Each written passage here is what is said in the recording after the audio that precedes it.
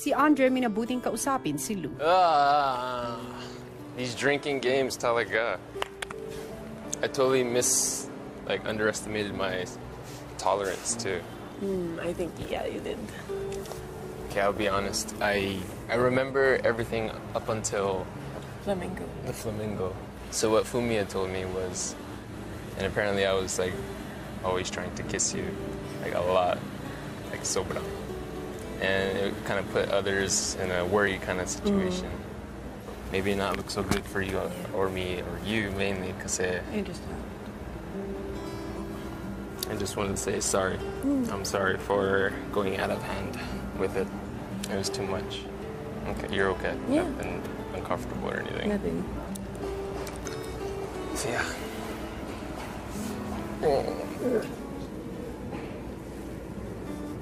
Enjoy. I'm gonna apologize to everybody. Yeah. I told myself one thing. I didn't want to kiss Lou until she was my girlfriend.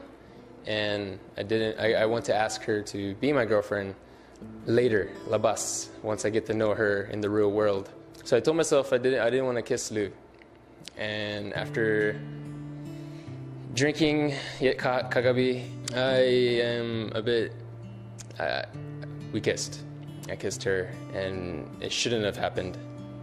I just want to say I am so sorry about last night, because talaga, I drank way too much. On my end, Andre, I care about all my housemates. Yes po. At ayoko silang masaktan.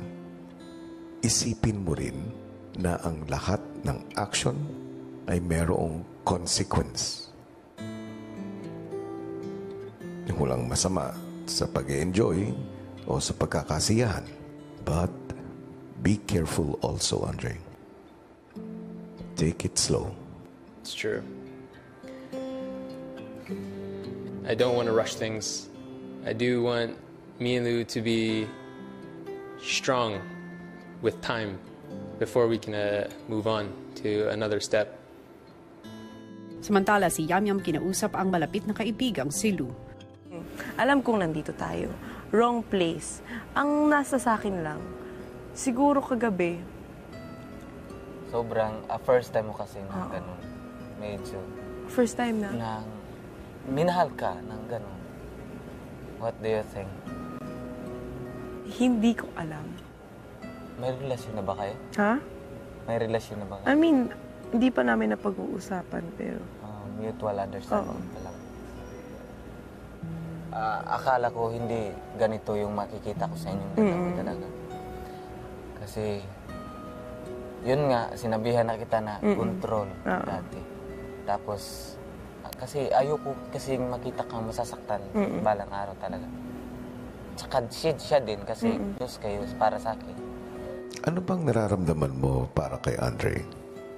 Wala pa po akong namimit na lalaki na wala po, nakikita ko po yung dad ko sa kanya po, kuya. Na parang someone really cares for you aside from your family, aside from your friends. Maaari mo bang ikwento sa akin yung mga dati mong naging relasyon?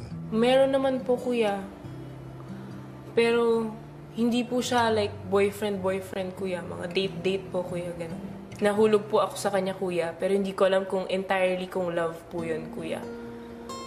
Pero at the same time, alam ko po yung pinasok ko, kuya. Kasi syempre, parang di naman rebound, pero ganun po yung feeling. Medyo naging ganun po sila nung girlfriend niya, and then nag-break po sila.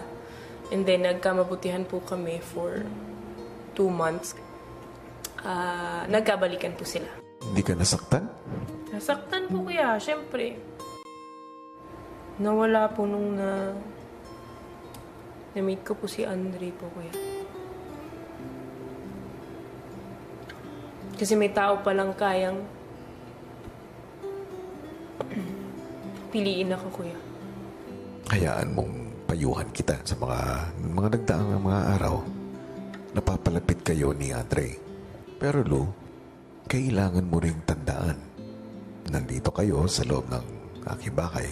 Kailangan mas sigurado ka sa iyong mga desisyon. Opo, kuya. Naniniwala ako ang mga babae ay dapat galangin ng mga lalaki. Kailangan bigyan mo rin ng halaga ang sarili mo. Of course, kuya.